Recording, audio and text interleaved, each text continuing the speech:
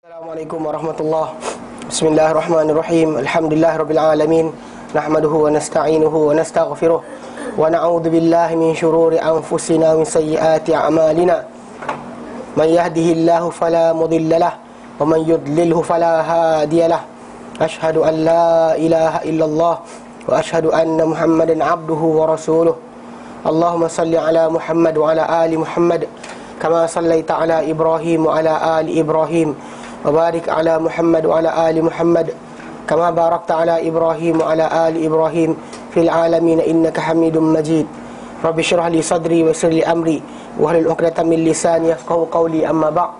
Alhamdulillah, kita bersyukur kepada Allah kita dapat lagi bersama-sama untuk kita meneruskan kelas pengajian kita berkenaan dengan tata cara penerimaan ilmu dengan penerimaan agama dan Islam, di mana kita sampai baru ni kepada tajuk itu berkenaan dengan bahagian kedua. Bahagian kedua itu memperolok-olokkan dari pendalilan syariah, usul-usul nas syariah ni dipermain-mainkan. Di asal yang pertama itu ditolak, golongan ahli bid'ah ni dia menolak nas dengan nyata, dan apa-apa nas yang tak bertepatan dengan pendapat mereka tolak terus. Ataupun dia kata Rasul tak tahu semua dan sebagainya. Itu kita bincangkan. Kemudian bentuk yang kedua, kita kata atau usul kedua mereka ni adalah memperolok-olokkan nas, memperolok-olokkan dalil-dalil sumber pendalilan syariah. Maksudnya dengan cara pemahaman ataupun penerimaan ataupun pengertian. Tiga penerimaan atau pengertian. Jadi mana mereka akan buat itu macam kita bincangkan. Kita kata mereka ni mereka ada beberapa sifat. Antara sifat mereka pertama, mempermainkan usul syariah ni adalah pertama, mereka beriman dengan Quran, tidak beriman dengan sunnah. Beriman Quran tapi tidak dengan sunnah. Lepas tu beriman dengan sebahagian nas, tolak sebahagian nas. Mana dia iman sebahagian tu, dia saya ini betul. Lepas tu sebahagian dalam ayat tu juga dia larikan atau tidak mereka gunakan sebagai dalil. Okey. Kemudian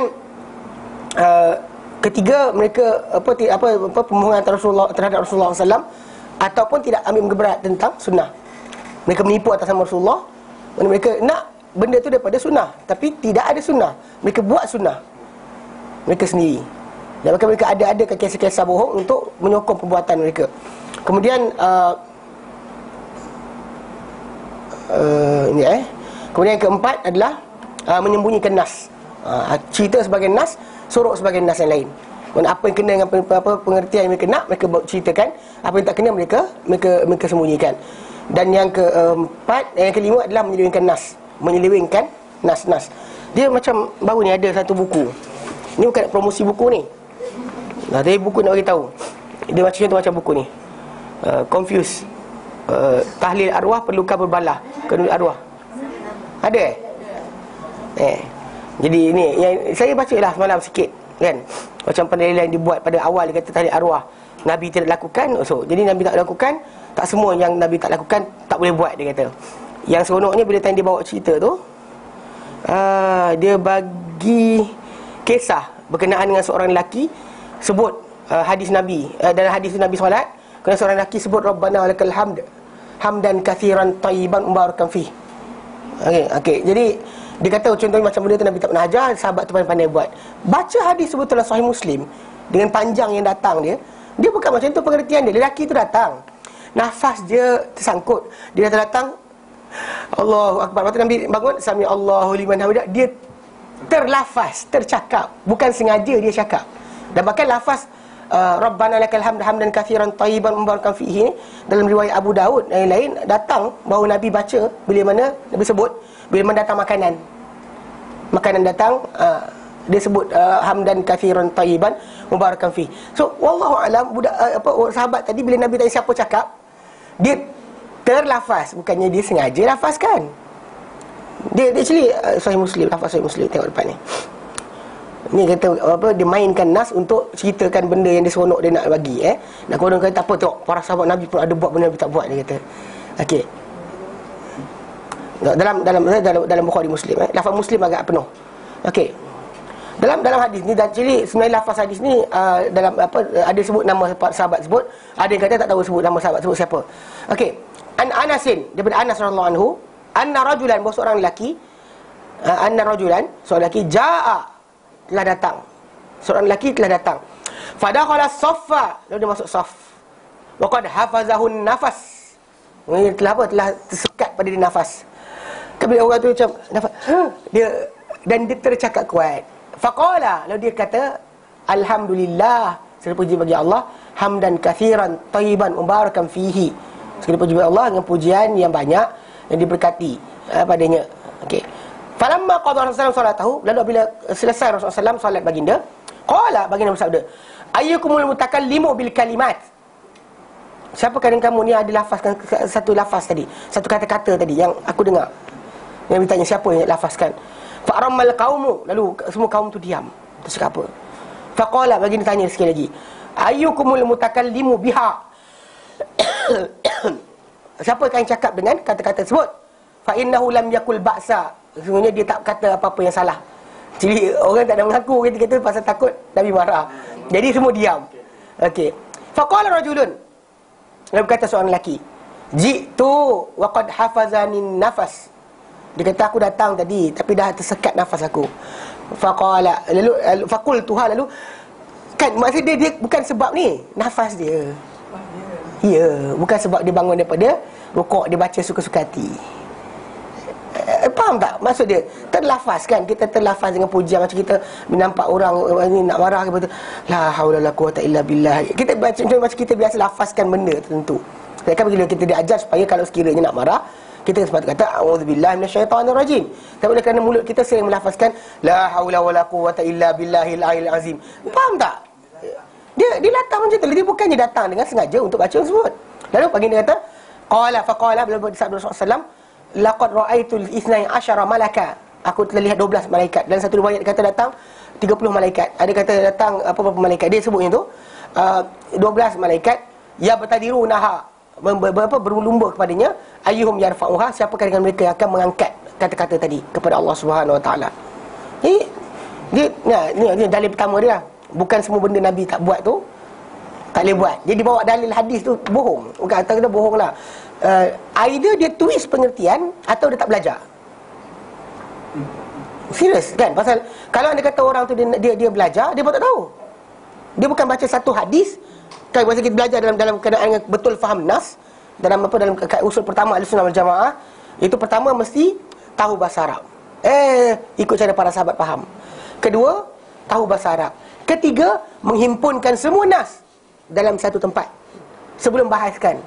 Sebelum nak kata ini betul, ini haram, ini boleh, ini tak boleh, sila bawa semua dalil pada satu tempat. Bukannya macam apa dia kata? Dia kata dia ni apa? Dia datangkan kisah, dia kata mereka itu orang yang mengatakan tak mengapa buat benda yang Nabi tak suruh tu. Tak semestinya, dia kata pada sesuatu yang tak dilakukan oleh Nabi, maksudnya tak semestinya ia tidak boleh dilakukan oleh manusia lain selama ia tak bercanggah dengan umum nas wahyu. Selama tak bercanggah umum nas wahyu. Mereka berdasarkan satu hadis Rifa'ah bin Abi Rafi'. Dia kata bahawa bahawa kami dahulu solat belakang Rasulullah SAW, ketika Rasulullah SAW angkat kepala rukuk, baginda pun membaca. Baginda pun membaca. Membaca? Apa benda ni? Ini terjemah salah lagi. Kemudian seorang lelaki di belakang Nabi SAW berkata, Rabbana lakal hamd hamdan katsiran tayyiban mubarakan fi. Selesai solat, Nabi tanya siapa kamu baca tadi, kan? Lelaki kata, betul, yang disebutkan ni kan, yang 30 malaikat ke, satu malaikat ke, yang kisah Sahih Muslim tadi perjelaskan balik apakah yang berlaku. Lelaki berkenaan nafas dia sangkut, kemudian dia pun alhamdulillah, kan? Macam kita alhamdulillah sampai dah. Macam tu je. Bukan dia sengaja baca ketika rukuk. Cuma dia kata lafaz tadi kena. Dan kemudian lafaz untuk bangun dari rukuk ada yang Nabi sendiri sebut. Rabbana lakal hamd mil'us samawati wa mil'ul ardi. Yang lafaz lain Nabi sendiri sebut. Mana ada lafaz panjang lain yang Nabi sendiri lafazkan. So dengan sebab itu kita kata apa yang sahabat kata lafaz, Nabi kata bagus juga. Itu je. Dan kita kata kita clarify sahabat tadi punya kata-kata yang terlatah tadi tu, yang Nabi kata tak apa, adalah kerana apa? Kerana sabda Nabi. Tidak ada lagi lafaz lain yang boleh ditambah-tambah. Kau datang pula, kau balik Pakistan boleh tambah perkataan tu, Allah alam. Ini kena jaga bab ni. Kalau yang ini dia tak repeat lah lepas tu. Dia tak repeat, lepas tu tak bincang pun. Bukan jadi kebiasaan pula. Nabi tanya siapa, itu je. Dia pula takut nak cakap. Nabi kata tak apa, mengaku je. So bila dia mengaku, Nabi bercakap. Jadi tapi dia terangkan, dia kata hafazanin nafas. Mana dia sesak nafas dia tersesak ketika dia sampai ke dalam saf. Ustaz, kalau kita baca berkenaan tu tak apa kalau kita selalu dalam solat? Tak berapa lah, pasal kita kata kerana Nabi mengiyakan. Clarification Nabi macam azan solat. Kita kata sahabat Nabi mimpi, betul. Omar mimpi, Abdullah bin Zaid salah seorang sahabat Nabi lain mimpi. Tetapi dia jadi syariat bila Nabi iakan. Bukannya Nabi tak iakan, kita pergi ikut juga. Macam kita kata kalau ikutkan dalam kitab Taurat, ada juga ataupun Old Testament, New Testament, ada juga fahaman ataupun idea-idea lain yang berkait dengan akhirat, syurga, neraka dan sebagainya yang kita kata disebut dalam oleh ahli kitab. Tetapi masalahnya kita tak boleh percaya pada mereka. Macam Nabi SAW menyatakan, bila Bani Israel cerita pada kamu satu perkara, jangan kamu percaya yang kamu tidakkan. Bimbang kamu percaya tapi dia adalah pembohongan, bimbang kamu tidakkan tapi dia adalah kebenaran. So Nabi suruh kita muamalah macam tu, bahkan tidak menjadikan asas akidah kita. So bila orang tu kata nak buat tahlil dan sebagainya kan, dia kata ada dalil. Lepas tu dia kata berkenaan, dia bawa kisah kedua, dia kata berkenaan dengan sedekah pahala. Sedekah pahala Kita baca Fatihah dan baca Al-Baqarah yang last. Saya tanya kenduri arwah. Kenduri arwah confirm dalam mazhab Syafi'i adalah haram. Serius.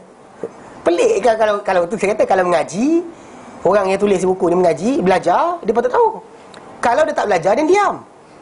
Serius. Kalau tak belajar, diam. Tak patut dia bercakap. Kerana benda ni dalam mazhab Syafi'i, kita hatta dalam kitab yang kita kata fiqh manhaji. Tahu fiqh manhaji buku yang sekarang ni diedarkan untuk dipelajari kerana dia fiqh bersistem yang terbaru yang dikarang oleh para 3 orang ilmuwan karang buku berkenaan. So datang dalam buku tu sendiri nyatakan benda bukan daripada ajaran Islam, bahkan benda tu adalah dilarang dan diharamkan. Datang dia main pusing pula, tak apa bersedekah pula dan sebagainya, bagi makan, apa hal kan, yang lawak je lah. Dan kaedah dalam sisi para sahabat Nabi SAW bila pembacaan Al-Quran, betul, tapi bukan baca beramai-ramai. Kaedah yang datang ketika Nabi SAW hidup, kalau pembacaan Quran dibuat, seorang baca, lain dengar. Takkan tak pernah belajar kot, tu masalahnya. Kan kita sekarang ni yang timbul tajuk dalam masalah tahlil ataupun arwah ni, yang tahlil tu sendiri adalah contoh macam rentetan bacaan banyak-banyak tu, dia adalah ritual, upacara. Faham tak upacara? Dan semua orang kena chanting benda yang sama. Tak ada. Tak pernah diajar oleh Rasulullah SAW macam tu. Rasulullah SAW pernah duduk dengan para sahabat dan para Rasulullah suruh Abu Musa al-Ash'ari membaca Quran, dan Nabi dengar. Mana seorang baca, lain dengar, tu biasa. Tapi ramai-ramai baca serentak, tidak. Tidak ada. Pasal Quran ni bila dibaca, kita diam. Bukan kita baca, dia baca, kita baca juga. Faham? Kan? Okay, konsep dia kena faham betul. So, jadi bila orang tu nak kata boleh dan sebagainya, sila belajar betul-betul. Ustaz tak ustaz dan sebagainya kan. Kalau ustaz, sila belajar, buka dalil betul. Bukan main-main pusing-pusing dan sebagainya. So hujah dia termasuk yang menyeleweng makna sebab ya. Jadi sorok nas pun dia juga. Nas yang ada, kenapa sorok kan? Pasal nas kena ambil yang penuh. Kenapa ambil satu dalil yang tak ceritakan lelaki tu tercakap, bukannya sengaja cakap. Pasal dia beri pengakuan. Dia kata jitu qala rajulun jitu waqad hafazanin nafas. Aku datang tadi, nafas aku dah tersekat, dia kata. Tertekan nafas. Faqultuha. Lalu aku berkatalah kata-kata tadi. Bukan sebab bangun rukuk saja suka-suka. Tak, dia kena imbangkan balik dan perkara ni. Faham betul-betul dalil tadi. Itu sebab kenapa bila kita nak bincang satu perkara, sila kumpulkan dalil semua. Jangan gunakan alasan sahabat Nabi bangun rukuk, kemudian baca benda Nabi tak ajar, kemudian benda tu malaikat berebut nak tulis. Tak. Pasal lafaz yang hamdan kathiran thayyiban kafi tu, Nabi lafazkan dalam hadis yang lain. Dalam hadis yang lain ni, dalam hadis daripada Abi Umamah Al-Bahili, qala, beliau berkata, kana Rasulullah sallallahu alaihi wasallam, dahulunya Rasulullah SAW, idza rufi'atil ma'idatu min baini yadayhi, bila diangkat hidangan daripada hadapan baginda, diangkat yaqulu, baginda akan bersabda, alhamdulillah, segala puji bagi Allah, hamdan katsiran thayyiban mubarakan fihi, segala puji bagi Allah pujian yang baik yang diberkati padanya, ghairu muwaddi'in wala mustaghnan anhu rabbuna, mana tidak ghairu muwadda'in, dengan tanpa membiarkan, wala mustaghna anhu rabbuna, Mana dan kita tidak memerlukan kepadanya kepadanya itu kepada kita, kepada Tuhan kita. Mana pujian ini kita masih lagi dah puji, masih lagi kita perlu kepada dia. So actually kalau kita ni faham kan, lafaz ini Nabi yang ajar. Mana sahabat, kecuali lah ada orang tu dia buat lawak, dia kata apa, Nabi punya hadis ni lepas sahabat tu cakap.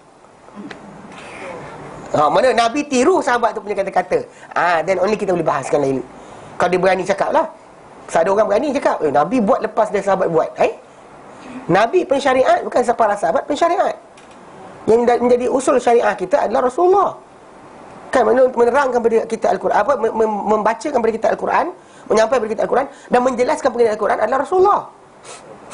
Ni lawak jugalah. Ni kadang-kadang orang tu apa, buat benda apa lepak maqasid, kemudian buat lawak macam ni. Ustaz, kalau kita baca Quran berseorangan, lepas itu pahala dia kita kirim. Yang itulah yang menjadi tajuk yang dikatakan oleh Ibnu Taimiyah rahimahullah atau ulama-ulama mazhab Ahmad Hanbali kata boleh menyedekahkan pahala. Itu cara dia. Tidak ada ritual, tak ada perhimpunan, tak ada perkumpulan. Sendirilah. Macam sekarang yang akan datang kelas, ni keluar turun bawah tu, ya Allah, pahala aku datang kelas sekali bagilah dekat mak mentua aku. Saya mak mentua kan. Kan? Akak turun bawah, akak cakap. Then it's okay. Itu bentuk yang dimaksudkan. Yang kita kena bahaskan sekarang berkenaan dengan masalah ritual adalah bila orang tu start baca Fatihah, baca sekian, baca sekian, baca sekian. Dia ada tertib dia. It's not random. Siapa buat tertib? Tertib tu ulama-ulama sufi. Sebab kenapa kita buka buku tu dalam mazhab Syafi'i tak ada. Anybody yang cakap berkenaan dengan tajuk ni nak buat, bawakan hujah mazhab Syafi'i. You actually not talking to kepada pelajar-pelajar. Pasal orang awam ni tak tahu benda. Imam Ahmad dia kaitkan dengan Nabi tak pernah buat ni. Bukan, dia tak kata itu. Dia kata pahala boleh sedekahkan orang. Alasan dia kerana hadis-hadis tertentu. Contohnya, bila mana seorang lelaki jumpa Rasulullah, dia kata, ya Rasulullah, mak aku mati. Kalau sekiranya dia hidup, aku rasa dia akan bersedekah. Adakah bermanfaat aku sedekah bagi pihak dia? Afat asadaqu anha. Dia kata macam tu. So dia ambil pengertian itu kepada meaning untuk faham. Jadi itu kena faham. So kalau kata orang tu salah faham, dia silap. Mungkin dengan Nabi tak buat. Masalahnya ada hin, ada isyarat daripada Nabi bukan sebut. Berkenaan dengan apa? Berkenaan dengan apa? Berkenaan dengan tajuk tu, mana orang tersebut kita kata pahala dia tadi boleh disedekah kepada orang lain. Itu alasan yang timbul. Dan bahkan tapi Imam Syafi'i dia kecilkan skop. Dia kata boleh relate dengan orang hidup dan mati hanya pada beberapa perkara saja. Amalan anak-anak kita yang mendoakan kita. Maksud anak yang doakan kita, anak baik yang mendoakan kita, maka kita dapat saham. Dalam buku ni juga, ni pengarang buku ni pun confused. Dia confused sebenarnya. Tak serius. Dia confused bila mana dia kata apa? Dia kata berkenaan dengan apa? Doa anak yang soleh. Mana entah. Siapa dia Ustaz? Tahulah budak ni. Ni kadang budak ni masalah. Gatal-gatal miang nak menulis. Entah. Benda tak nama dia. Tak. Bagi free lah. Tapi dah masalah kena edit lah sikit. Kalau dia nak tulis pun A besar, A kecil, capital letter semua hilang, langgar. Nama sahabat pun kadang kena huruf kecil. Kena tembak kan. Ada lah sebut negeri. Apa kat dia? Budak duduk KL lama ni. Ya, okey, dia ada tajuk khas berkenaan dengan apa? Berkenaan dengan doa anak yang soleh. Actually relate terus kalau dengan tajuk tu saya doa anak yang soleh. Dia letak doa anak yang soleh. Jadi bila letak doa yang soleh tu, cara dia hujah salah. Hadis yang datang hadis doa anak yang soleh tu bukan doa tu. Ia berkenaan dengan amal anak yang mendoakan mak bapak dia. Anak yang baik mendoakan bapak dia menjadi sumber amal baru bagi ibu bapa tersebut. Itu yang kenapa hadis tu mula datang dengan idza matal insan, bila mati manusia, atau idza mata ibnu adam, bila mati anak Adam, in qata'a amaluhu, putus amal dia kecuali 3 sumber saja. Faham tak? Kenapa tak baca betul-betul? So sekali dia bincanglah doa boleh. Doa siapa kata tak boleh doakan orang yang telah mati? Everybody kita sembahyang mayat tu, kita doakan keampunan untuk dia. Doakan rahmat, doakan dia diampunkan, doa dia dapat syurga tertinggi. Boleh, doakanlah. Tak menjadi masalah. Nak bagi pahala tu tajuk lain. Faham tak? Anak kita sumber pendalilan. Imam Syafi'i rahimahullah dia letakkan relate. Tak ada dalil, tak terima. Sebab kenapa kita kata bila nak bincang berkenaan baca Quran, nak sedekah pada orang mati, tajuk tadi kena relate. Siapa anda, mazhab apa? Kalau saya ada orang tanya, saya kata awak mazhab apa? Mazhab Syafi'i. Ada saya kata tak sampai. Saya tak sampai. Tapi ada ulama, ini lompat mazhab kenapa? Kan dia kata ada ulama kata boleh. Saya tanya soalan, nak lompat mazhab kenapa? Nak main-main. Kejap mazhab Syafi'i pegang macam ni. Time kunut subuh hanya Syafi'i. Tidak boleh tidak. Mesti Syafi'i. Lepas tu pertanyaan penting ni, lompat dari Syafi'i pergi pada mazhab lain. Problem dia sekarang ni, masalah kalau kita kata mazhab lain sekalipun, ritual itu tidak wujud. Upacara tu tidak wujud. Kau nak buat sendiri masing-masing kan, baca Quran lepas subuh ke, lepas tu ni, ya Allah aku baca tadi, bagilah pada pak pentu aku. Contohnya, it's actually that's the bentuk dia yang dikatakan oleh mazhab Ahmad sampai tu. Dia sedekah duit, kemudian ya Allah aku sedekah tadi, bagilah pahala. Itu cara dia. Kalau saya tengok ada orang baca 30 juz. Pun sama juga. Dia tak ada buat grup orang baca juz. Itu kaedah biasa. Itu kaedah biasa dia. Kaedah yang biasa diorang buat. Boleh? Tak boleh lah. Cerita macam ni. Problem pertama masalah kita kata, tunggu. Problem pertama tajuk dia, tajuk asal, kita kata mazhab lain kata sampai. Kita mazhab apa sebenarnya soalan ni? Syafi'i tak sampai. Habis cerita. Dia main-main. Kalau dia kata orang tu kata, nak bagi, anda mazhab apa? Soalan tu je simple je. Tak bermazhab. Kalau mana saya tak mazhab, kunut subuh nak buat juga. Kan sentuh perempuan lelaki batal wudu. Kan bila lelaki bini datang, nak sentuh kan, suami lari. Mazhab apa? Mazhab Syafi'i. Lepas tu yang pergi baca Quran untuk orang mati kenapa? Soalan yang tanya juga. Sincerity pun tajuk lain. Kalau dia kata rumah yang buat baca Quran tadi tu, kita kata bagi biskut kering je. Macam mana? Nak datang lagi tak? Dia biasa buat 3 malam. Kawan saya suka dekat Kota Baru, dia buat payah sangat nak ajar pakcik kat masjid ni, tak faham degil. Jadi dia buat analogi, dia buat satu perbandingan. Dia kata kalau sekiranya pakcik sekalian, dia kata pakcik lah, dia tak pakcik. Dia cara dia cakap lah. Okey. Dia kata kalau sekiranya ada seorang budak kat kampung kita ni, bapak dia mati, kemudian dia jemput kita datang makan dan baca Quran lah. Habis baca Quran, dia hantar ke depan kita air kopi dengan biskut kering. Lepas tu dia kata, terima kasih pocik-pocik sekalian sebab baca Quran tu bapak hamba. Dia kata, insya-Allah besok ada lagi. Tu kawan saya ada soalan. Besok datang tak? Lepas tu dekat belakang ada seorang, tobat tak datang. Serius kan? Ya, without sincerity, what's the point? Apa point baca kalau tak ada sincerity? Apa lagi kalau kena bayaran pula? 500 satu malam, 700 satu malam je. Lepas tarawih tu tak makan apa-apa pun apa. Yang tu boleh. Macam mana? Macam mana? Tak ada upah lah in a way. Mana siapa kata tak ada bayar? Diorang edar borang. Tak, kami yang baca tu. Ya. Oh, tadarus Quran. Buat tahlil. Lepas solat Isyak, Okey. tarawih, lepas tu buat tahlil. Kalau bulan tarawih tu, bulan Ramadan tu kak, sebelum masuk Ramadan, AJK masjid edarkan borang. Borang untuk tahlil. Akak ingat free ke kak? Akak tak sampai kat rumah akak ni. Borang tak sampai rumah akak. Dia borang tu dia akan edarkan. Memang sampai. Dan dia kata, Tak, orang yang baca. Orang yang baca ni, orang yang saya faham, tapi masalah ritual tadi dengan pembayaran, cuma kalau Pak Imam tak ajak, orang tak buat. You have to pay the usher. Kan? Orang tukang push orang tu buat. Faham tak? That's the point. Kalau kata orang tu tak ada. Jadi actually kalau baca Quran saja, tak erti doa masing-masing. Doa masing-masing lah. Kenapa doa seorang? Tak erti kita, tak ada bahasa Arab ni. Sah ke doa kita? Ada masalah. So asal pertama dia tajuk ritual itu, upacara itu. Sebelum nak bincang, kalau kita bincang awal lagi, mazhab Syafi'i terus reject. Habis cerita Imam Syafi'i kata tak sampai. Dah stop situ. Anda mazhab apa? Banyak orang tak faham tadi dia mazhab Syafi'i tak buat. Pasal itu kita kata, kita pun sebenarnya mazhab orang awam ni mazhab mufti. Apa mufti kata dia buat. Dia bukan mazhab Syafi'i. Don't ever you say that you are mazhab Syafi'i sebenarnya. Okay, faham? So ini konsep ni, macam buku macam ni jaga, ngarut je. Tapi Ustaz, kita nak distribute that buku yang manhaj. Fiqh Haji tu, bab berkenaan dengan tu tak dicetak. Bukan, dia diterbitkan di Kelantan. Kawan saya cerita, memang buku tu bahagian tentang jenazah tu tidak dicetak. So, kat mana kita bercakap kita nak Mana bahasa Arab ada. Nanti kita start ajar sini, kita buat Okey. Okey, baik. Faham So, jadi menyelewengkan nas essentially ada bentuk dia. Dan dia kata menyelewengkan dia ada 3 bentuk. Menyelewengkan nas ni, sama ada lafaz atau makna, mana kekal pada lafaz tapi makna dia dialihkan, ataupun menyelewengkan dalil. Dalil kat sini dia letak kat tempat lain. Macam orang yang baca hadis yang tadilah. Hadis tu datang untuk menceritakan sahabat itu sebenarnya dia hilang nafas. Bukannya dia sengaja nak buat bid'ah. Ya.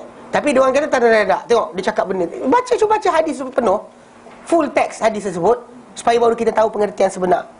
Tu kadang-kadang baca separuh tu macam ni boleh ikut tak? Baca semua. Sebab ada hadis tadi, kalau dah pakai Imam Muslim rahimahullah, lafaz hadis dia yang dia strict diri dia untuk lafaz tu mesti serupa macam Rasulullah SAW lafazkan. Kalau dia kata yang macam Imam Bukhari, dari segi masalah lafaz, dia kata tak apa riwayat dengan makna.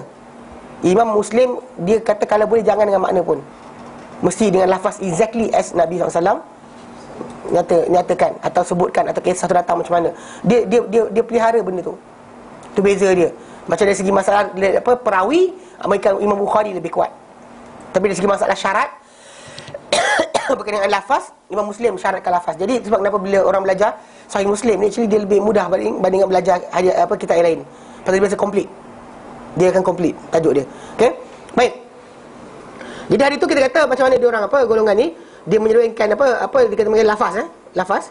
Itu contoh macam hari tu mereka cuba untuk alihkan kalimah seperti wa kallamallahu Musa taklima, dan berkata-kata Musa kepada berkata-kata Allah kepada Musa, berkata-kata Allah kepada Musa dengan kata-kata yang nyata. So dia tak nak benda ni pasal dia kata Allah Taala berkata-kata. Jadi kalau berkata-kata dengan suara macam mana? Bahasa apa? Dia start main benda ni, jadi dia kata kalau serupa makhluk dia batal. So in the end dia kata Musa, Allah Taala berkata-kata tapi tak berkata-kata. So dia try so hard untuk elakkan. Contoh macam bila ayat yang kita baca ayat terakhir tu, bila salah seorang di kalangan Qari yang 7, Abu Amr Al-Ala, bila dia datang orang Mu'tazilah jumpa, dia kata aku nak engkau baca wa kallamallaha Musa taklima. Mana dan berkata-kata kepada Allah siapa? Musa yang bercakap. Perkataan Musa tu tak ada beza. Dia dalam bahasa Arab bila bila kalimah tersebut maaf batuk-batuk sikit. Ada niat nak ponteng ni pagi ni. Niat saja. Tak, dah start dah. Semalam pun nak ponteng juga ni. Semua kata ustaz ni suka ponteng. Okey. Baik. Okey, dah Dia dalam bahasa Arab, dia ada kaedah dia. Kaedah dia macam ni. Contoh macam bila kita ambil word tentu contoh kita ambil perkataan contoh macam nasara, supaya faham apa yang dimaksudkan dengan baris atas baris bawah tadi. Nasara Muhammadun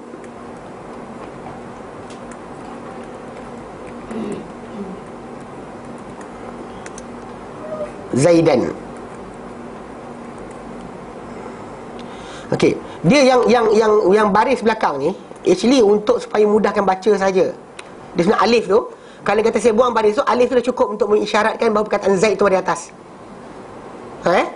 Kalau dia kata kalau saya buang baris macam ni saya buang baris, actually rupa asal dia macam nilah, tanpa baris.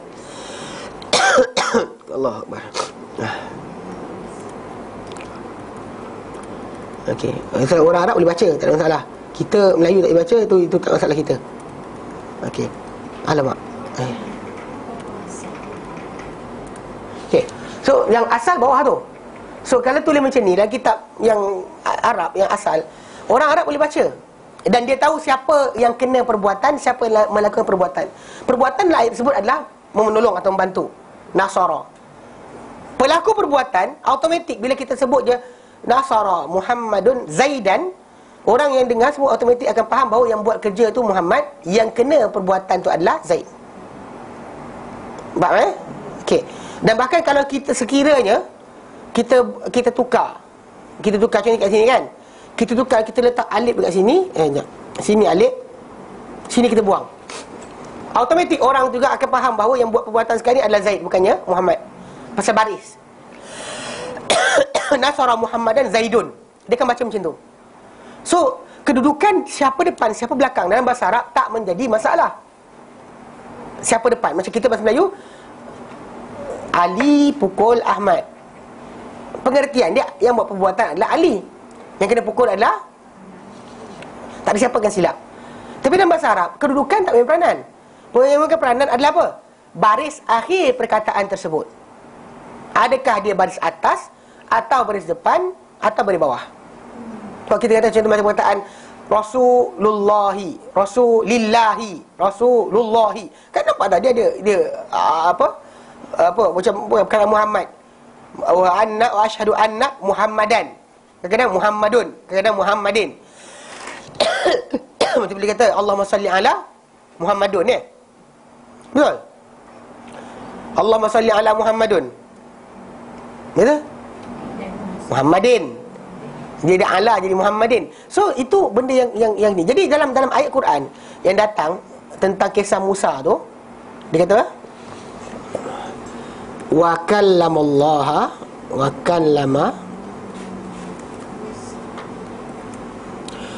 kallamallahu wa kallamallahu. Itu kan nak bagi tahu itu apa yang dia suruh baca. Itu apa yang orang-orang Mu'tazilah nak sebut, kalau boleh macam tu, okey. Musa, pasal bagi dia Allah Ta'ala tidak membuat perbuatan makhluk. Itu sebab bila orang tu kata kita suruh kata Allah Ta'ala tanpa bertempat tu, sebenarnya dia idea yang sama lah. Perbuatan atau apa, kumpulan yang suka untuk menafikan Allah Ta'ala, sifat-sifat Allah Ta'ala kata dia ada. Alasan dia kerana apa? Tak boleh, sebab nanti jadi makhluk. Itu akal kita kata. Sebab para sahabat Nabi orang tak pernah persoalkan, kenapa kita nak persoalkan? Faham tak? Jadi diorang cuba tukar sini. Kalau boleh, dia nak supaya perkataan ni bunyi apa? Bunyi pada atas. Maksud dia, dengan bunyi atas tu maksud dia macam ni. Okey. Kan saya kata tadi, bila yang baris depan pelaku perbuatan, bila yang baris atas dia kena perbuatan. Okey? Salah dah. Wakal Allah, okey. Buang. Okey. Betul kali. Okey. Jadi mana wakal lama perbuatan, berkata-kata. Kalau yang ada ayat yang pertama tu, contoh pertama adalah Allah yang berkata-kata. So bila Allah Ta'ala clarify diri dia berkata-kata. So golongan yang dipanggil Mu'tazilah ataupun golongan Jahmiyah ataupun sebahagian daripada kumpulan yang ini, dia kata tak boleh. Kenapa? Sebab kalau Allah Ta'ala berkata-kata, dia pakai mulut ke tidak? Bahasa apa? Suara nyaring ke garau? Kan? Macam mana Musa dengar? Mendengar dia mesti ikut telinga. Kenapa Musa dia trying so hard untuk gunakan logik. Jadi diorang cuba untuk tukar ayat tersebut daripada bunyi wa kallamallahu kepada wa kallamallaha. Musa yang bercakap kepada Allah. Jadi kita bercakap, semua orang bercakap pada Allah Ta'ala, mengadu pada Allah Ta'ala. Everybody is actually bercakap pada Allah Ta'ala. Tapi masalahnya menjawab Allah Ta'ala tu ada kata Allah Ta'ala tak berkata-kata. Jadi bila dia cakap itu, qari qura yang kita kata diminta supaya baca tu, dia kata ialah katakanlah aku cakap macam ni kau nak, kan? Maksud dia macam ni kau nak. Tapi dalam ayat Quran ada ayat yang berbunyi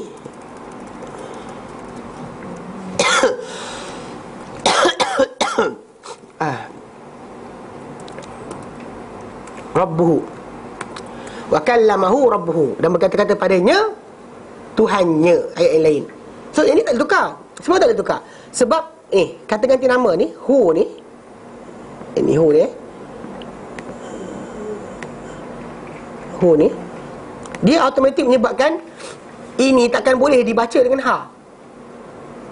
Tak boleh sekali-sekali. Pasal ini adalah kata ganti nama yang bercantum kata kerja, yang menunjukkan bahawa dia kena perbuatan.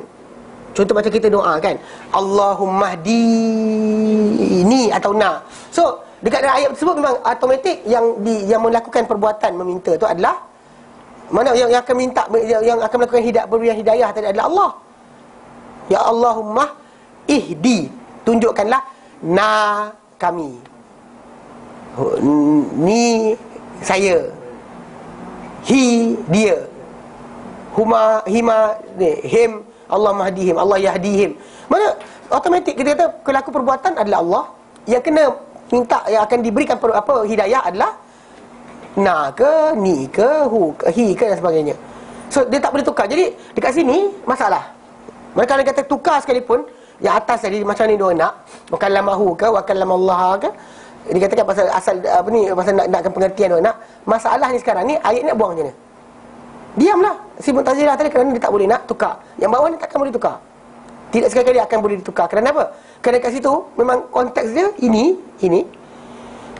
takkan jadi pelaku perbuatan. Ha tu. Mana automatik kat sini yang berkata-kata adalah automatik mesti adalah Allah. Itu Rabbuhu. Rabbu tu yang berkata-kata. Mana kata-kata kepadanya Tuhannya. Habis cerita. So automatik kat situ pengertian mereka nak itu daripada kalama Allahu ke Allah ke terus hilang. Lepas tu ini adalah di antara penyelewengan mereka daripada kata-kata tadi. Okay, baik. Faham Baik, bentuk kedua. Bentuk kedua menyelewengkan makna dengan mengekalkan lafaz pada bentuk asalnya. Okey. Bentuk kedua menyelewengkan makna, selewengkan makna dengan mengekalkan lafaz pada bentuk asalnya. Yang dimaksudkan dengannya, dengan maksud kita kata ini adalah mengalihkan lafaz daripada zahirnya dan apa yang difahami oleh orang Arab dari maknanya. Itu dan maksud dia apa orang Arab faham. Orang Arab faham perkataan itu dia okey, itu pengertian dia. Tapi datang dialihkan. Dia pengertian mengalihkan pengertian satu maksud. Boleh timbul kalau sekiranya benda tu original mustahil. Mustahil Contoh macam kalau saya kata minta maaf tuan-tuan sekalian, tadi saya lambat pasal singa dekat tengah jalan. Okey. Bila kita sebut singa di tengah jalan di Malaysia, actually bukan benda yang bukan benda mustahil. Bukan benda yang common. Bukan benda common. Dan bahkan actually automatik benda tu tuan-tuan akan alihkan pengertian daripada benda lain. Kalau katakan kita belajar kat Kenya, kita ni tinggal di Kenya, Afrika. Kemudian saya kata tuan-tuan sekalian minta maaf lambat, tadi ada rimau tunggu singa tengah melintang tengah jalan. Automatik balik pada singa tadi, singa apa? Singa betul. Yang ini saya sebut singa, tuan-tuan akan mungkin bayangkan singa bukan maksud yang sama. Singa mesti jahit ke dan sebagainya. Tapi tadi ada accident dekat NTVE tu, ada accident kereta tengah jalan kan, daripada arah sana ke sini accident. So jadi lafaz yang original dialihkan kepada pengertian pinjaman. Contoh macam singa bagi apa? Orang yang lelaki yang garang, yang berani. Dialihkan pengertian asal dia adalah singa. Kalau saya kata putih, faham apa? Putih Saya kata nasi lemak, faham nasi lemak. Saya kata anything saya sebut tadi semua nampak pada asal kecuali saya alihkan. Faham tak? Alihkan. Mana dengan sebab lah. Contoh macam mustahil ke, contoh macam saya katalah tadi singa tadi kena kejar kuda putih. Okey, kalau budak-budak yang nak motor, kuda putih itu adalah politrafik. Itu yang baik sikit lah. Kan main kuda kan dia bukan putih kan. Kuda putih datang. Kat itu tak apa lagi. Kalau dia kata jenis poli biasa, kadang ada budak-budak ni mulut jahat, dia kata anjing terus. Jaga depan tu ada anjing. Dia tak maksudkan anjing. Faham tak? Anjing buat Roblox. Mana ada anjing buat Roblox? Faham tak? Tapi okey, pengertian tadi akan teralih daripada maksud asal kepada maksud pinjam. Apa maksud pinjaman kepada maksud asal bila benda tadi mustahil dibuat oleh benda tersebut. Itu je konsep dia. Dan tapi dalam masa yang sama, okey, di sini timbul tajuk. Adakah patut kita alihkan daripada Allah Taala sifat-sifat yang macam tu? Cuma Allah Taala kata dia kata mata, dia kata tangan, dia kata kaki. Adakah kita mesti alihkan? Itu tajuk dia. Yang sebenarnya kita kata asal pertama kita dapat alihkan. Kerana kita bukan membersihkan Allah daripada sifat-sifat yang makhluk pun, tak ada. Takkan kita boleh itu kenapa orang Arab zaman dahulu tak pernah sibuk bincang tajuk ni. Tajuk ni keluar bila mana Islam tersebar ke Parsi, ke Rom, mana negara dalam bangsa berkenaan, tajuk tentang ketuhanan ni dah ada. So jadi bila dalam dorang ni Tuhan dah ada dengan rupa dan sebagainya, tiba datang Islam sebut mata, sebut sekian. So dorang automatik, orang-orang ada separuh ulama ni tadi niat dia macam baik. Itu untuk membersihkan Allah daripada sifat makhluk. Tetapi perbuatan dia tadi menyebabkan apa? Membatalkan nas. Dia mengabaikan nas. Maksud dia sepatutnya nas itu dipegang dengan pengertian dia. Maksud kita kata berkenaan sifat Allah Ta'ala, apa saja kita sebut tentang sifat Allah Ta'ala, kita kena kata itulah Allah Ta'ala katakan, tapi laisa kamitslihi syai'. Tidak ada. Maksudnya Allah Ta'ala berkata-kata lah. Pandang, Allah Ta'ala pandang. Dengar, Allah Ta'ala dengar. Bukan maksud kita kata Allah Ta'ala dengar tapi tak dengar. Sebab kalau dengar kan suara itu kan bergerak melalui udara. Kan kalau kita vacuum kan tak ada udara, tidak ada suara. Kalau sekiranya tu, nampak dia so and so on. Faham tak tajuk-tajuk ni? Tajuk perbahasan ilmu kalam dipanggil. Ilmu membahaskan tentang sifat-sifat Allah Ta'ala secara mendalam. Ilmu ni tak penting pun. Tak ada orang masuk Islam dengan kerja ni. Tak ada orang masuk Islam dengan ilmu kalam. Mana sibuk bahaskan Allah Ta'ala apa, satu kedua ke dan sebagainya, macam mana mustahil. Benda-benda tadi pakai akal, tidak pakai dalil.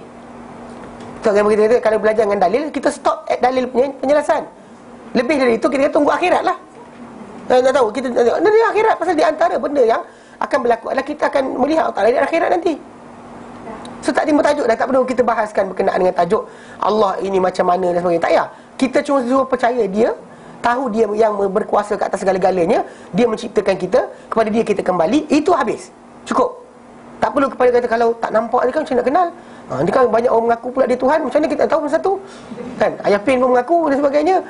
Kan actually faham konsep ni, kita kata timbul sebagian orang niat baik tapi menjadi salah. So, di pengalihan lafaz-lafaz yang asal kepada pengertian baru, pengertian tambahan. Contoh macam apa? Macam dua Melayu kita disebut sakit sungguh, sakit sangat. Tapi bila kita kata zaman sekarang sakit gila. Sakit gila kan. So, jadi benda tu bukan bermaksud bahawa, tapi itu penggunaan baru. Original penggunaan tak ada. Tak digunakan lafaz tersebut. Dan lafaz itu tak pernah wujud digunakan macam tu, tapi datang pada zaman kita. So dalam bahasa Arab macam tu juga. Bila apa yang digunakan pada zaman Rasulullah, zaman jahiliah dan sebagainya, maka itu dipakai. Adapun pengertian lain dari itu tak boleh. Itu kena faham betul-betul. Pasal salah orang bila dia berkata bahawa tidak ada bahawa penggunaan lafaz lafaz tertentu berkenaan dengan bahasa Arab ni, dia sebab apa? Nak reference dia pengertian itu dipakai ke tidak. Syair, kalau pakai syair syair jahiliyah, syair awal Islam, awal Islam. Lepas Islam tersebar sampai Armenia, Azerbaijan dan sebagainya, tak pakai dah. Pasal ketika itu dah mula ada kata-kata atau penggunaan negara berkenaan, zaman berkenaan, dimasuk kepada penggunaan asal. Contoh macam kita kata zaman bahasa Inggeris dulu kan, bila somebody say I'm gay, meaning I am happy. Okay, tapi itu penggunaan sebelum daripada tahun 80-an. Sekarang ni kalau sebut I'm gay, tak ada pengertian lain.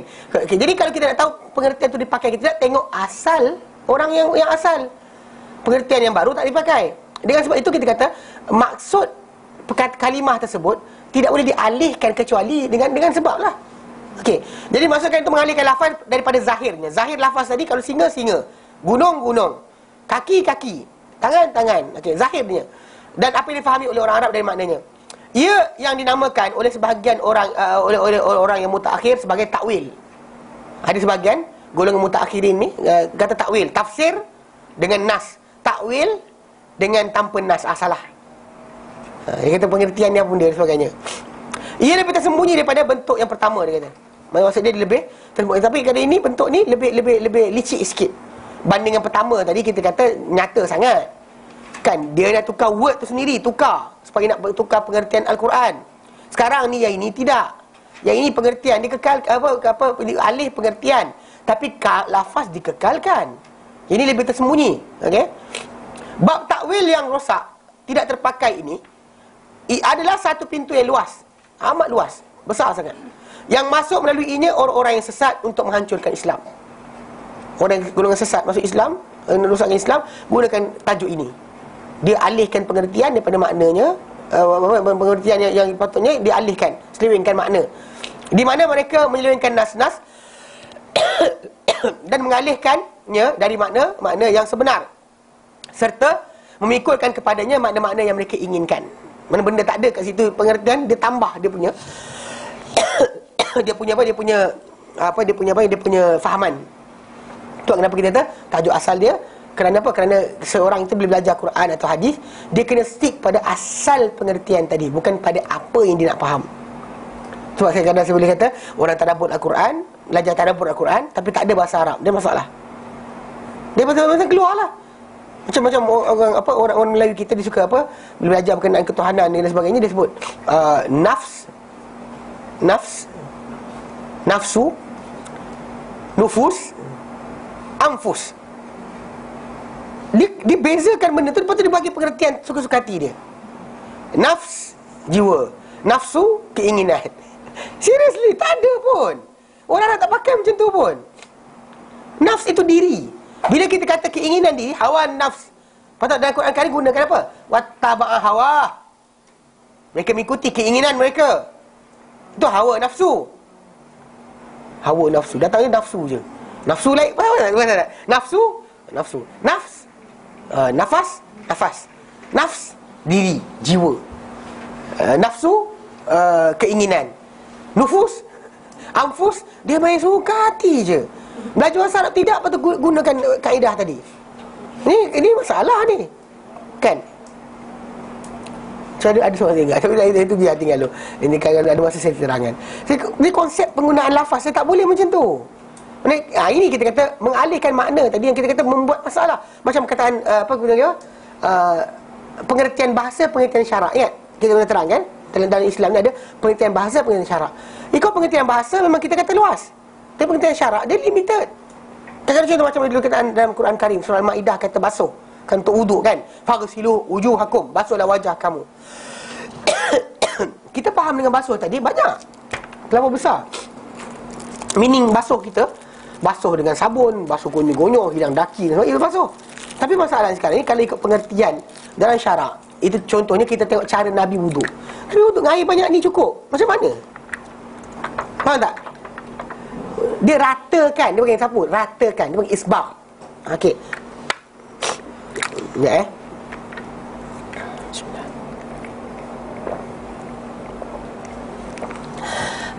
Alhamdulillah. Okey. Maksud dia kata dia alihkan pengertian tadi untuk apa yang dia nak lah. Yang bahaya. Actually lafaz tu sama je. Actually basuh. Tapi itulah kenapa kita kata, sering saya sebut, pengertian syarak didahulukan ke pengertian bahasa. Okey. Dan pengertian bahasa pula kita kena tengok awal Islam, bukan lepas hujung-hujung Islam. Kerana bila orang tu dia salah faham, dia ingatkan benda tersebut boleh untuk dipermainkan suka hati. Okey. Dan contoh macam kita tengok Antara kaki kita baca sendiri Antara kaki kita baca sendiri. Pasal hari tu macam apa, lafaz apa? Lafaz yang tambah perkataan oleh ahli perkataan tu actually timbul. Bila perkataan dalam Ar-Rahman Al-Ashistawa, orang alih kepada istaula. Ubah terus perkataan. Macam Yahudi tukar hittah jadi hintah, tambah nun. Yang ini tambah huruf pula. Istawa jadi istaula. Itu contohlah, itu kalimah yang lafaz. Yang ini kita bincang makna. Jadi kata apa? Contoh macam dekat sini, di mana dia kata mereka menjadikan nas-nas dan mengalihkannya dari makna-makna yang sebenar serta mengikutkan padanya makna yang mereka inginkan. Telah berlalu kata-kata Bishr al-Muraisi. Dia kata tiada sesuatu yang lebih merendahkan terhadap kata-kata kita berbanding Al-Quran. Maka perlakuilah ia pada zahir, kemudian alihkan ia dengan takwil. Akui Quran tu betul, tapi ketika nak bincang bahaskan, larikan meaning dia. So that kita tak ikut pengertian yang dikendaki di situ. Ini cara mereka. Bukan perakui Quran. Pasal dia nafikan Quran, dia bukan Islam lah. Siapa menafikan Quran, dia kafir. Sebagaimana hatta Syiah pun, dari segi masalah Quran, dia terima. Dia tanya Quran Fatimah, tak ada. Tapi Quran, ni Quran lah, mana Quran lain lah. Tapi bila time bahaskan ayat, siap. Bahaskan ayat siap. Memang dia akan alihkan. Dia alihkan ini kepada Ali, ini Fatimah, ini Ali, ini anak dia ada, ni semua sekali itu je tajuk dia. Dia alihkan daripada pengertian umum kepada khusus. Bila tanya mana dalil dia, itulah pengertian yang kita tahu, dia kata. Saya kata tak diketahui benda tersebut di sisi para sahabat, tabi'in dan tabi'in. Jadi orang gunakan mana? Alihkan maksud Al-Quran tu macam tu, dialihkan kepada apa dia nak. Alih kepada apa yang dia inginkan. Okey. Ibnu Abil Izz Al-Hanafi berkata, dengan ini bermaharajalela para penyeleweng terhadap nas-nas. Dengan tajuk yang kedua ni, itu mereka alihkan makna, kekalkan lafaz, mereka bermerajalela dalam bidang syariah atau agama ni. Mereka berkata, kita mentakwilkan apa yang menyalahi kata-kata kita, lalu mereka menamakan penilaian tersebut sebagai pentakwilan, bagi menghiaskan dan mencantikkan agar ia diterima. Itu dialihkan lah. Maksud macam apa? Macam apa, boleh kata zikir kan. Zikir, alladzina yadhkurunallaha qiyaman wa qu'udan kan. Zikir. Sebut zikir, tak ingat. Zikir maksud sebut ya, zikir maksud ingat dia. Tapi masalah sekarang ni, zikir dengan cara mereka buat tak kena. Tak ada, Islam tak nak ajar macam tu. Zikir macam tak ada. No such thing. Itu sebab kenapa? Sebab bila kita nak ukur pengertian ayat itu atau lafaz tadi, tengok pada sunnah. Maksud tadi umum. Ayat Quran datang dengan umum pengertian lafaz. Macam kita kata basuh kan, untuk wuduk. Tapi bila kita tengok Nabi SAW ambil wuduk macam ni, dia ambil air tadi, dia sapu, dia ratakan air tadi. Air tu sikit, kemudian contoh nak basuh tangan kan, dia akan letakkan air di situ, ya kan. Kemudian dia jatuhkan air tersebut. Kemudian dia inilah basuh yang Nabi tunjukkan. Yang kita buat ni tak senonoh punya. Kalau Nabi nampak, Nabi kata apa, salam bazi air. Tak serius. Dah kaedah dia macam tu, jatuhkan kemudian ni itu kita kata dia bukannya mandi, dia meratakan air, udah dah. Tapi saya rasa macam kurang, ketiak tak masuk dalam anggota wuduk. Faham tak? Tak macam cakap logik kita. Siap bau juga. Dia tu bau juga. Jangan nak cium badan awak kan. Tak, faham tak? Dia konsep kita kata meaning syar'i, meaning bahasa. Itu yang kita advance lagi dah. Tapi yang asal ni kadang-kadang meaning bahasa. Meaning tadi kadang-kadang benda tadi, zahir kata tadi, jangan alihkan kecuali datang benda. Sebab kenapa kena alihkan? Kalau berkenaan sifat Allah Ta'ala, kita hanya boleh alihkan bila Allah Ta'ala nafikan. Kalau Allah Ta'ala nafikan, dia kenapa kita nak kena cuba untuk apa? Masukkan apa, larikan makna tersebut? Tak perlu. Pasal kita kata kita beriman dengan Quran, macam mana ia datang? Kita beriman dengan Quran, macam mana ia datang? Tanpa penambahan, tanpa pengurangan, tanpa pentakwilan, tanpa apa-apa lagi berkenaan dengan sifat Allah Ta'ala yang kita tak boleh nak ketahui kecuali kita mati nanti, ke akhirat bagi tahu.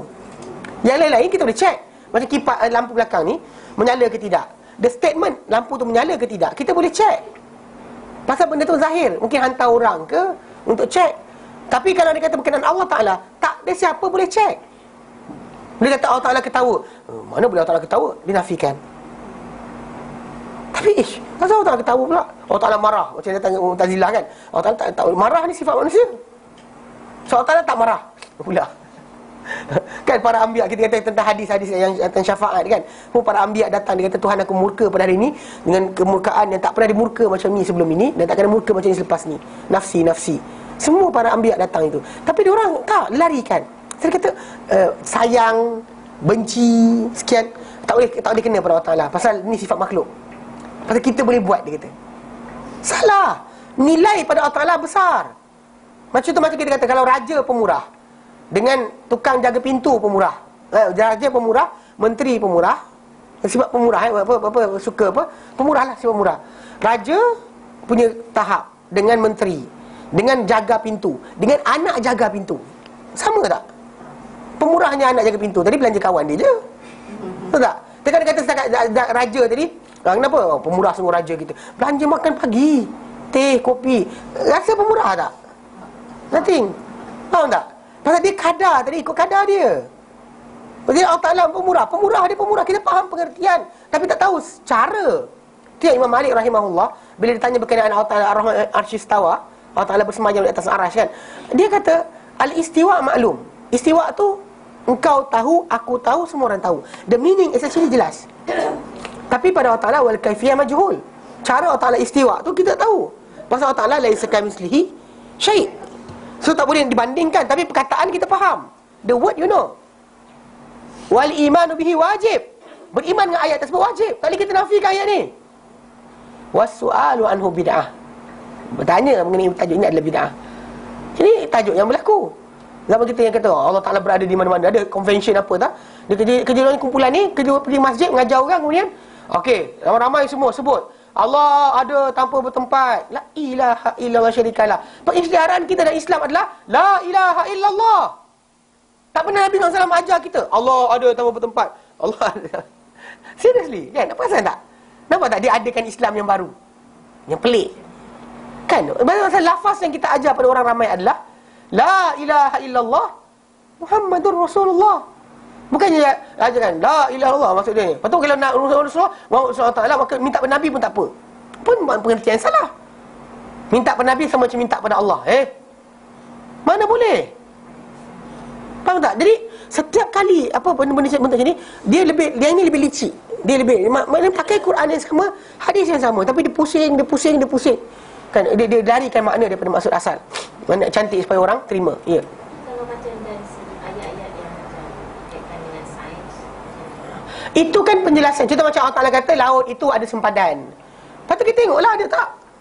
macam yang dia kata matahari keliling bumi ke matahari. Quran tak pernah sebut. Quran berikan pasal Quran kata kullun fi falakin yasbahun. Semua dia ni semua bergerak. Actually kita sekarang ni tahu kita bergerak. Sekarang ni kat tengok ni saya bagi tahu contoh. Okey. Kalau macam satu ni statik, satu ni pusing. Yes, you can see satu pusing. Sekarang ni semua pusing. Kita dapat tahu siapa berhenti. Saya pernah tanya soalan ni pada seorang. Kalau dia kata kita sekarang ni dapat tahu mana yang bergerak, mana yang tidak. Sebab ini dengan ini tak berubah. Yang ini berubah. Kejap dekat, kejap jauh. Pasal kita ada base. Allah jadikan mata kita ni, bila benda ni bergerak, dia akan jadi bandingan kepada benda lain. Faham Saya kata macam ni. Siapa pusing siapa? Siapa pusing siapa? Cepat. Siapa pusing siapa? Itu masalah dia. Faham tak? So saya tanya soalan bila orang kata orang tu nak tahu siapa pusing siapa, dia kena keluar daripada alam semesta ni. Tengok dari luar. Faham tak? Baru tahu, dia ni pusing, ini tak pusing. Pasal kita dapat, kalau dia kata satu statik. Soalan sekarang, apa benda statik kat alam semesta ni? Tak ada. So, macam mana orang tahu siapa pusing siapa? Contohnya saya simple je nak tanya. Memang kita kata dari segi elipsi apa dan sebagainya, memang Quran Karim kata sebab berkenaan dengan masalah bumi dan sebagainya. Quran tak kata pun. Quran kata matahari tu bergerak. Kita ingat matahari tak bergerak. Matahari bergerak. Dia ada paksi dia dalam Mak Sakti tu, dia ada dia punya circulation dia. Kita kata macam tak, dia bergerak.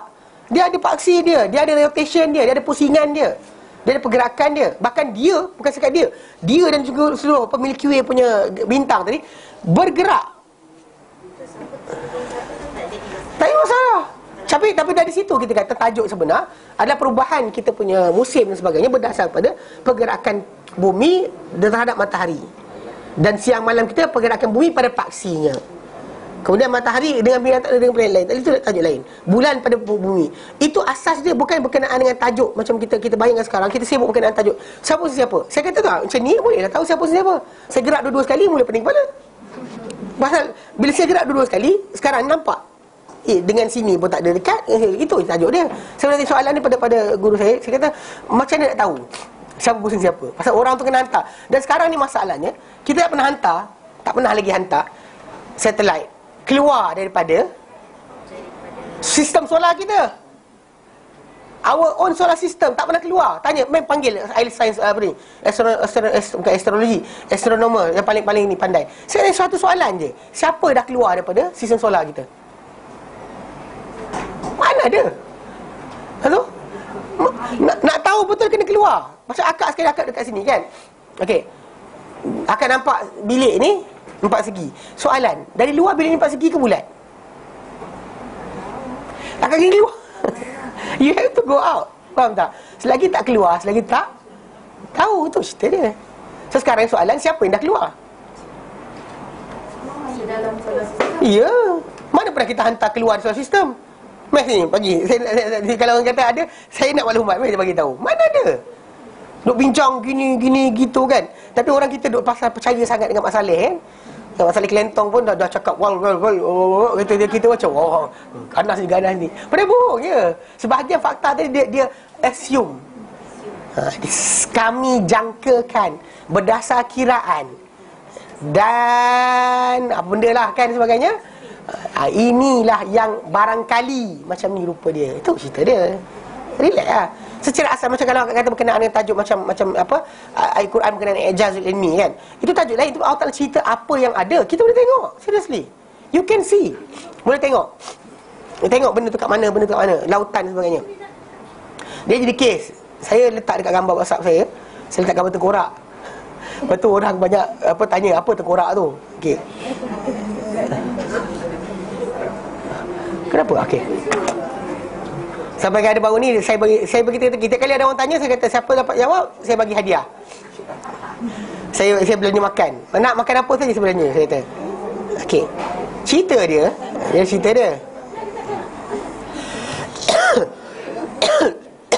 tengkorak yang saya pasang tu ni Okay. Ini contoh. Okey, tengkorak ni tengkorak pada Phineas Gage. Jadi saya cerita ni tak ada siapa dapat hadiah dah lah. Even yang dah tengok dalam WhatsApp saya bagi tawaran, batal, tak ada hadiah. Okey. Tengkorak ni bukan tengkorak tukang bawa motor ke dan sebagainya. Tengkorak ni tengkorak seorang lelaki bernama Phineas Gage. Phineas Gage ni dia mati, dia orang hidup tahun 18, dia actually orang hidup dapat 1800 lebih dia pada tahun 1848 dia telah kena kecederaan. Dia pekerja rel kereta api. Dia bina rel kereta api di Vermont, sebenarnya Amerika Syarikat. Kemudian dia ketika nak rel kereta api entah ada batu, dia nak pecahkan batu tu. So dia nak pecahkan batu tu, dia letak belerang. Macam budak-budak kita buat main mercun. Letak belerang, sumbat, dia hentak dengan besi yang pemecah batu tu. Dia hentak-hentak kan, besi tu kan tajam di hujung. So dia hentak, benda tu meletup. Belerang tu menyala dan meletup. Besi tu masuk sini, keluar kat sini, tembus ke belakang 20 meter. Meluncur. Pecah. Tapi dia dibawa ke hospital dan rawat oleh seorang doktor. Doktor tu clear pakai dawai ikat balik dia punya tempurung tengkorak. Dan lepas beberapa bulan dia keluar daripada hospital, dia adalah normal. Semua benda sama pada badan dia, rupa dan sebagainya, mana bercakap dan sebagainya, dia okey. Kecuali satu perkara. Kenapa saya letak gambar ni? Sebab dia ni telah jadi tajuk, dia telah bertukar karakter. Karakter dia tidak lagi yang sama. Sampaikan kawan-kawan dia dan satu Harvard punya jurnal kata dia telah menjadi Gage is no longer Gage. Kawan dia kata. Nama dia Phineas Gage. Phineas Gage. So dia telah jadi bukan lagi Gage yang sama kami kenal. Dia masa dia boleh mengira, boleh membaca, boleh menulis, semua sekali ada. Ada minat, ada hobi, tetapi dia bukan lagi orang yang sama. Contoh macam saya suka cakap banyak kan. Mungkin kalau rosak kawasan ni, saya akan hilang perangai yang sama. Okey. Contoh bila Al-Quran Karim menyatakan dalam surah Al-Alaq. Kan? Allah tak nyatakan la illam yantahi lanasfa'an bin nasiyah. Janganlah dia terus berbohong, terus berdusta, terus menipu. La illam yantahi, kalau tak berhenti, lanasfa'an bin nasiyah, kami akan rentak dia pada ubun-ubun dia. Nasiyatin, ubun-ubun. Kadibatin, pembohong. Khati'ah, ubun-ubun yang berdusta, yang bersalah. Allah Ta'ala isyaratkan ayat tersebut, surah Al-Alaq, Iqra' tu. Allah Ta'ala kata ubun-ubun yang berdusta, yang bersalah. Allah Ta'ala tak kata ubun-ubun orang yang berdusta, orang bersalah. Dia kata ubun-ubun yang berdusta, yang bersalah. Kalau kita ikut, kenapa Allah Ta'ala isyaratkan yang berbohong lidah? Kenapa tak kata lidah yang jahat? Kenapa kata ubun-ubun yang jahat? Ini sebelum daripada penemuan, pasal sebelum daripada 1488 tidak diketahui fungsi otak bahagian frontal lobe. Maksudnya otak kita paling misteri. Kita tahu kanan kawal kiri, kiri kawal kanan, belakang ni penglihatan, sini pendengaran, sini bercakap, sini berfikir. Sebab berlaku kecederaan dalam perang dunia pertama, perang dunia kedua dulu, orang cedera sini tak jalan.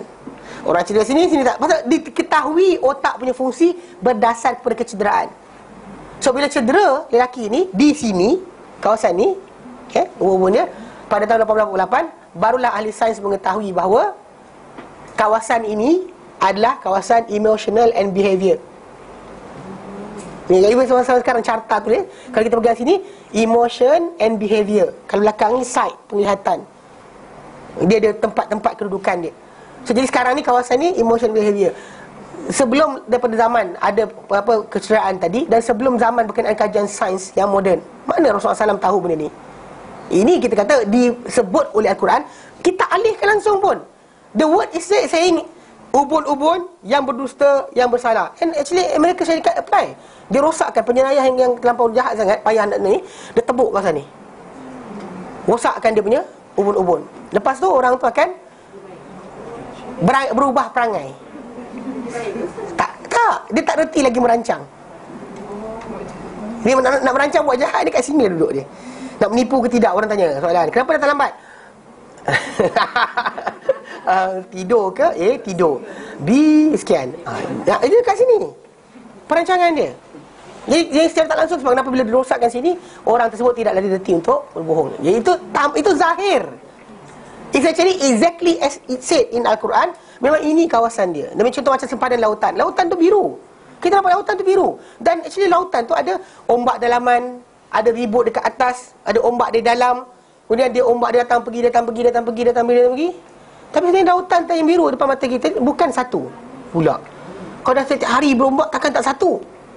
Kan kita goncang-goncang lama-lama, berjutaan tahun tak saja satu. Kita nampak biru je. Dan kan ahli tafsir Ibn Abbas radhiyallahu anhu menyatakan, dia kata sempadan tu sempadan dari kuasa Allah Taala, tak dilihat dengan mata. Bila zaman lepas daripada pengembaraan The Challenger, kapal daripada Britain kan, pusing dunia, kutip sampel dan sebagainya. Kemudian banyak dibuat Teluk Mexico. Dia orang buat station untuk cek air. Dekat situ baru faham sebenarnya air lautan tadi biru. Betul. Ombak datang pergi. Tapi setiap kawasan tadi kemasinan, dia ada kemasinan, kelikatan, kadar pH, kadar kelautan oksigen,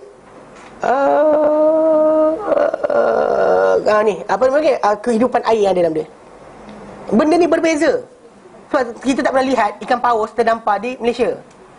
Sebab kita punya kemasinan tak cukup. Kemasinan kita cuma 36 part per thousand PPT. Kalau dia kata ikan paus yang hidup, dia kena kawasan yang 38, 37 ke atas part per thousand. Mana kalau kita ambil sekilo air tu, laut tu, kalau kita rebus, garam yang tinggal tadi mesti part per thousand dia 37 atas. Jadi itu asal dia. Faham tak? So bila Allah Ta'ala kata ada sempadan ni, ada sempadan. Mata kita nampak, tapi sempadan tu ada. Sempadan tu bahkan dia kadang-kadang lebar dia sempadan tadi dalam kadang-kadang kerana kecil, kerana besar, berdasarkan ikut kawasan. Dan dia bergerak ikut musim. Mana ikan sini tak masuk sini, ikan sini tak masuk sini. Tak boleh. Nampak mata kasar kita lautan tu bebas luas. Tak, dia sempadan. Betul, kenapa ikan dekat sini tak sama, ikan sana. Jadi secara asalnya bila Al-Quran kata sempadan, it doesn't mean benda lain. You don't have to change the meaning. Dan Alhamdulillah sampai sekarang, macam bahasan berkenaan tajuk Ijazul Ilmi dalam Al-Quran, semua tu literal. Bila Quran kata hijau, hijau. Quran kata pasak gunung tu, bagai pasak. Ya, literally.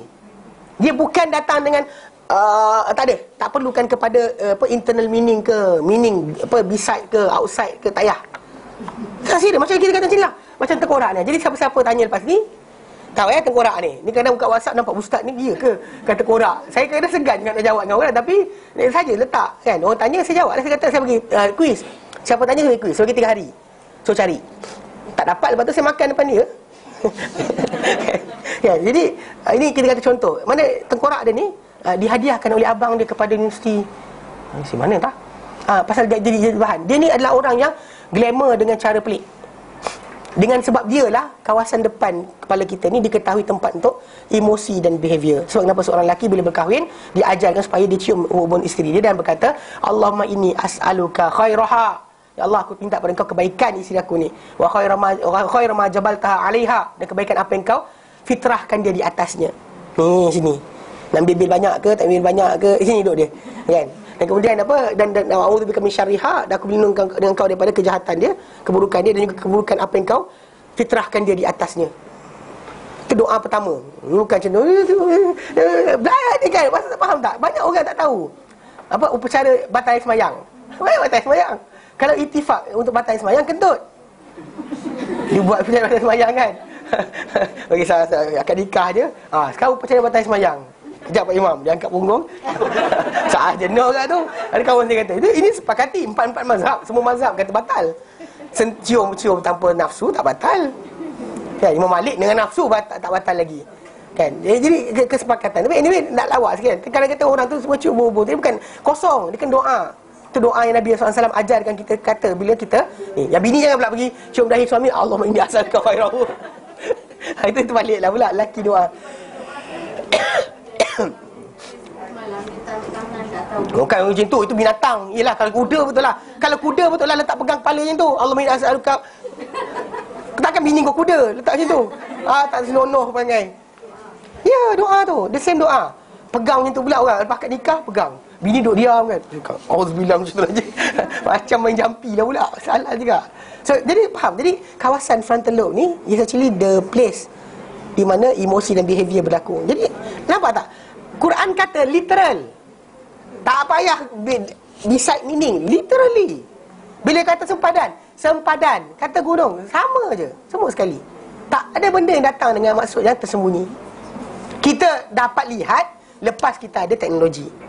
Tapi zaman dia macam contoh, macam beza kita dengan para sahabat dan tajuk ni, bukan para sahabat tak mulia, diorang lebih mulia dari kita. Tapi beza dia adalah, yang kita dengan mereka adalah seorang profesor masuk bilik, lampu tutup, suruh dia gambarkan apa nanti. Dia lebih pandai daripada orang berikutnya.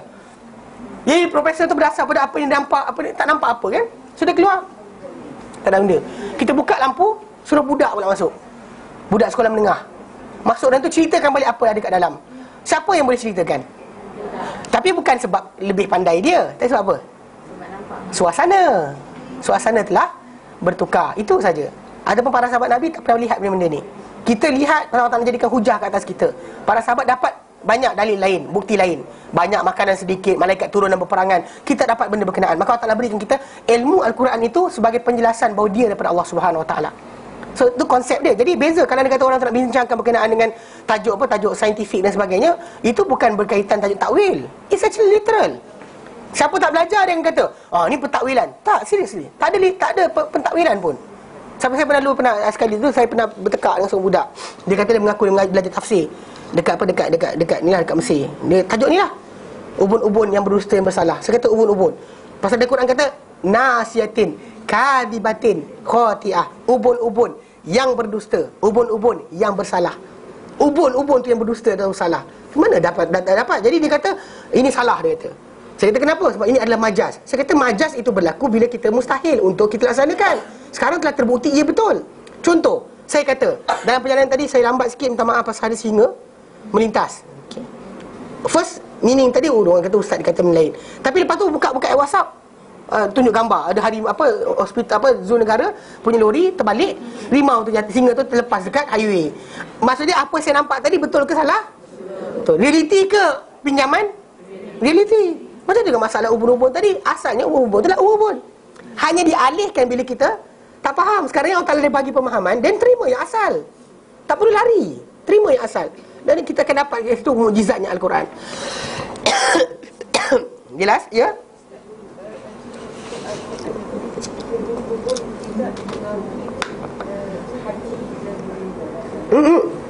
Salah. Ubun-ubun ni actually behavior. Kan akak tengok orang suka cakap banyak, tak ada kaitan dengan hati. Orang yang sensitif, tak ada kaitan dengan hati. Kita karakteristik diri kita adalah benda yang kekal. Macam Omar, sebelum masuk Islam dia garang. Lepas masuk Islam dia jadi penasyid. Garang kan? Mana lepas sebelum masuk Islam dia gitu kan. Lepas masuk Islam dia astagfirullah. Mana ada? Tahu tak? The same karakteristik, cuma beza dia apa? Bila ada iman, dia terkawal. You have the intention, you have the needs, you have the desire. Tapi macam mana sekat ke tidak dengan iman? Tu beza dia. Every time nak buat apa benda fikir dulu, tak boleh ni, Rasulullah marah. Macam tu cara dia. Perangai tak tukar.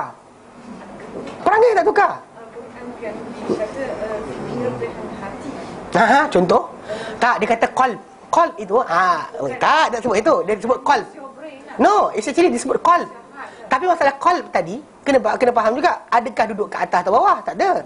Qalbun itu lebih diletakkan sebagai kemampuan untuk memahami.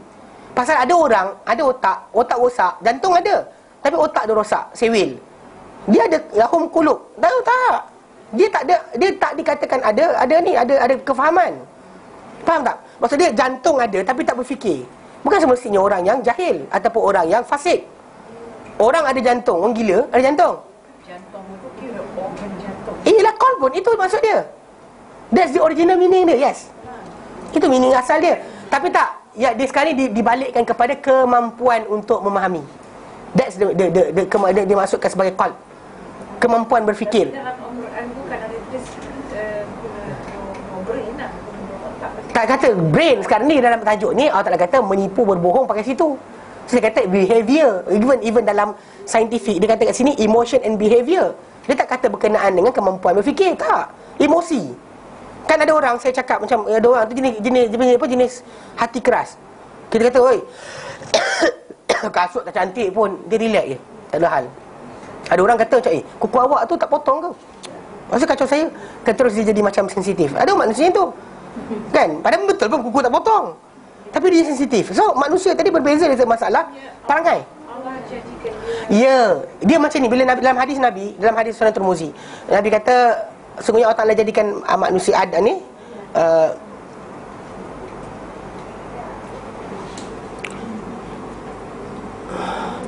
contoh qabadaha.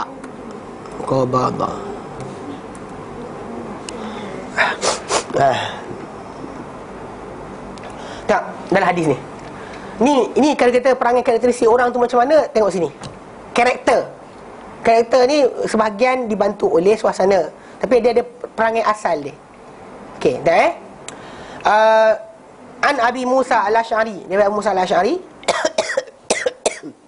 qala, beliau berkata, qala Rasulullah sallallahu alaihi wasallam, dalam sabda Rasulullah sallallahu alaihi wasallam, innallaha, sungguh Allah Ta'ala, khalaqa Adama, telah ciptakan Adam, min qabdatin, daripada genggaman tanah, qabadaha, yang digenggam, min jami'il ardi, daripada seluruh bumi. Faja'a banu Adama, datanglah anak-anak Adam. Jadilah datanglah anak-anak Adam ni ala qadaril ardi, di atas kadar tanah-tanah bumi. Minhum, faja'a minhum al-ahmar, maka datang di kalangan mereka ni ada yang merah, kulit kemerah-merahan, kan tanah kemerah-merahan dan kulit kemerah-merahan. Wal abyad, putih. Wal aswad, hitam. Wa baina dhalik, dan apa yang tengah-tengah, in between. Wa baina dhalik was-sahlu, mudah. Wal hazanu, keras. Wal khabithu, keji, kotor, tak elok. Wat tayyib, bagus. Mana semua tu, itu karakteristik asal yang kita ada. Maksud dia, ada manusia ni cakap sekali dengar. Ada orang cakap sekali tak dengar. Tak cakap, dia tak dengar. Cakap 2 kali tak dengar. Dah salah pun lawan lagi. Itu kita kata karakteristik. Kalau dia kata